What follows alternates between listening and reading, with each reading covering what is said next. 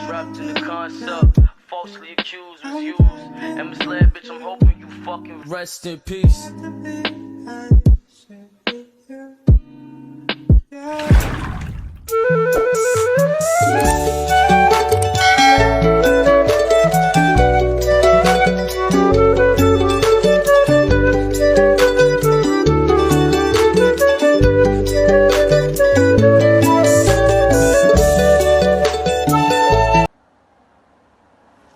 Assalamualaikum warahmatullahi wabarakatuh.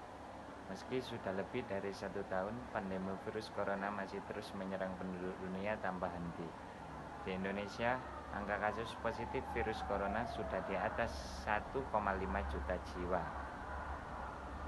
Kabar baiknya, sekitar lebih dari 1,3 juta orang berhasil pulih dari serangan virus COVID-19.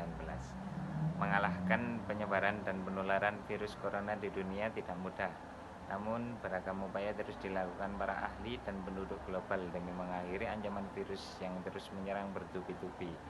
Di beberapa negara, termasuk Indonesia, pemerintah membuat pedoman dan protokol kesehatan untuk menghadapi virus corona. Di negara kita, protokol kesehatan ini dikenal dengan sebutan 5M. Sudah tahu apa saja protokol kesehatan 5M untuk membantu penjagaan virus corona? Berikut ini protokol kesehatan 5M tersebut. 1. Mencuci tangan. Rutin mencuci tangan hingga bersih adalah salah satu protokol kesehatan yang cukup efektif untuk mencegah penularan virus corona. Untuk hasil yang maksimal, kamu disarankan untuk mencuci tangan setidaknya selama 20 detik beberapa kali sehari, terutama saat sebelum memasak atau makan, setelah menggunakan kamar mandi, setelah menutup hidung atau batuk atau bersin. Untuk membunuh virus dan kuman-kuman lainnya, gunakan sabun dan air atau pembersih tangan dengan alkohol setidaknya dengan kadar 60%. 2.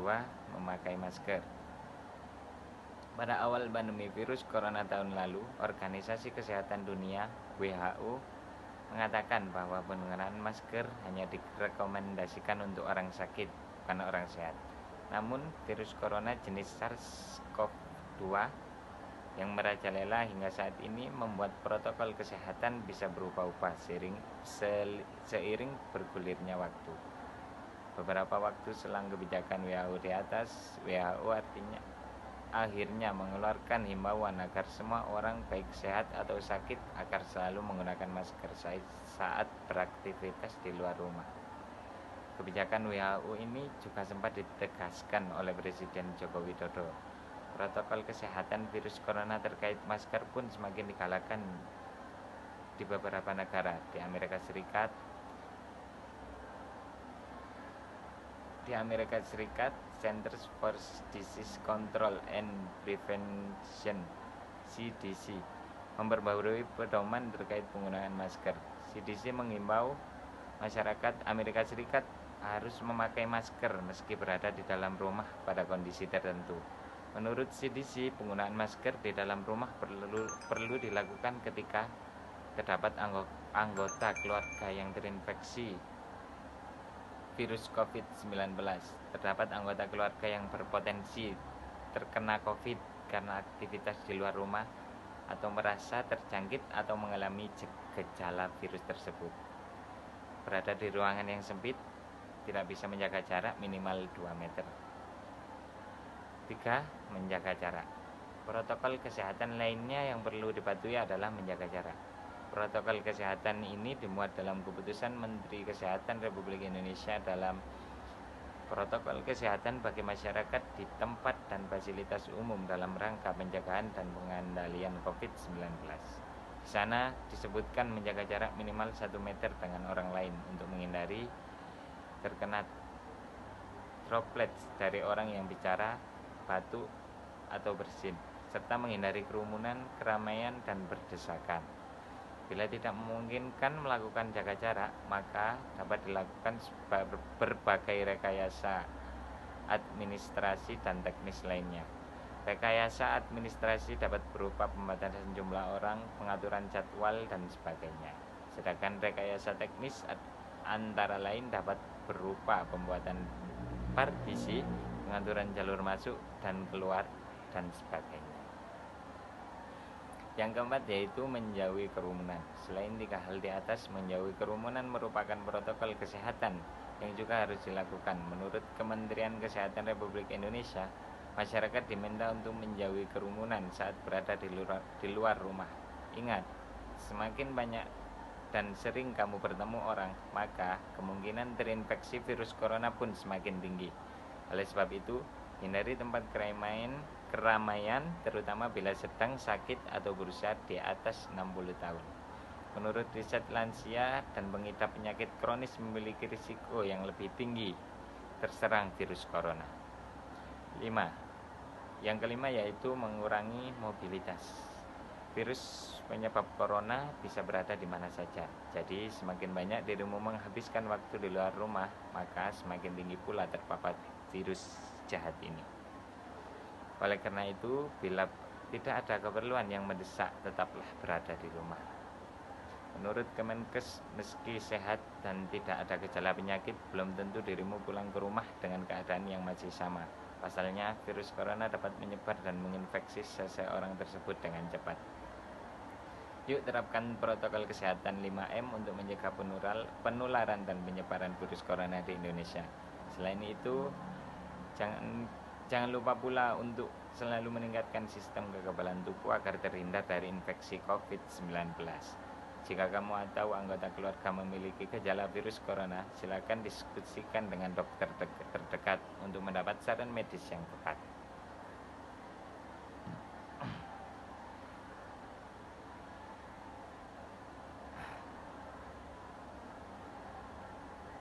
Materi yang kedua yaitu pentingnya vaksinasi. Vaksin merupakan produk biologi yang berisi antigen berupa mikroorganisme atau zat yang sudah diolah sedemikian rupa sehingga aman dan jika memberikan kepada seseorang akan membuat kekebalan tubuh secara aktif terhadap suatu penyakit tertentu. Pemerintah terus mengupayakan pelaksanaan suntik vaksin COVID-19 untuk seluruh masyarakat di Indonesia. Mulai dari awal tahun 2021 hingga saat ini vaksin COVID-19 tengah didistribusikan ke seluruh masyarakat Indonesia.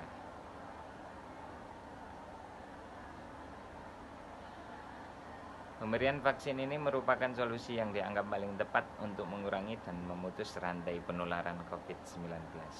Vaksinasi bertujuan untuk memberikan kekebalan spesifik terhadap suatu penyakit tertentu, sehingga jika suatu saat terpapar penyakit tersebut, maka hanya akan mengalami gejala yang ringan. Sebaliknya, apabila tidak melakukan vaksinasi, maka tidak akan memiliki kekebalan tubuh yang spesifik terhadap penyakit yang seharusnya dapat dicegah dengan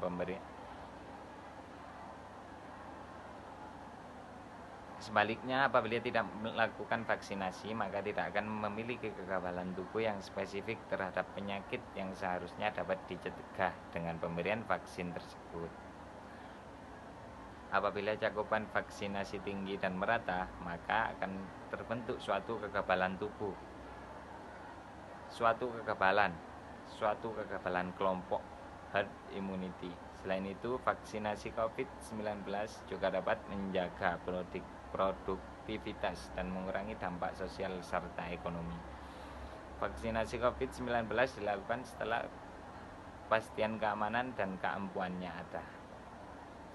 Kelompok prioritas penerima vaksin COVID-19 saat ini adalah tenaga kesehatan yang memiliki resiko tinggi terpapar COVID, lansia, dan orang dengan pekerjaan yang memiliki resiko tinggi tertular.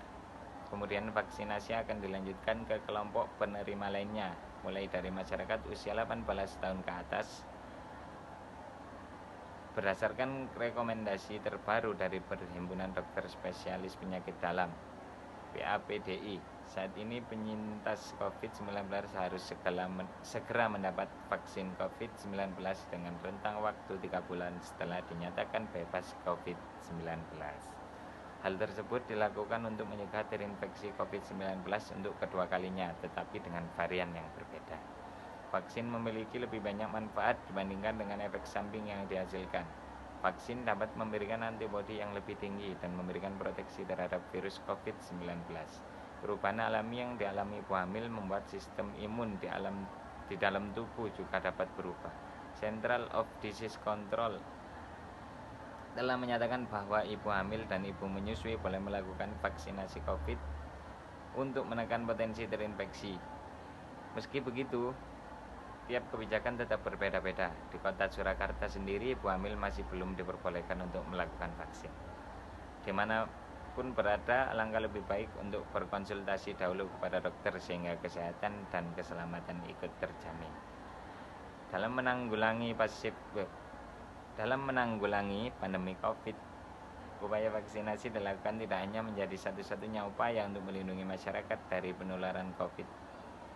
Selama belum mencapai kekebalan kelompok atau herd immunity, maka pencegahan yang efektif saat ini adalah mematuhi protokol kesehatan 5M, yaitu dengan double mask, dengan masker medis dilapisi bagian luarnya dengan masker kain agar menutupi rongga dari masker medis tersebut, menjaga jarak, mencuci tangan menggunakan sabun dan air mengalir, menjauhi kerumunan, dan membatasi mobilitas. Sekian dari saya. Wassalamualaikum warahmatullahi wabarakatuh.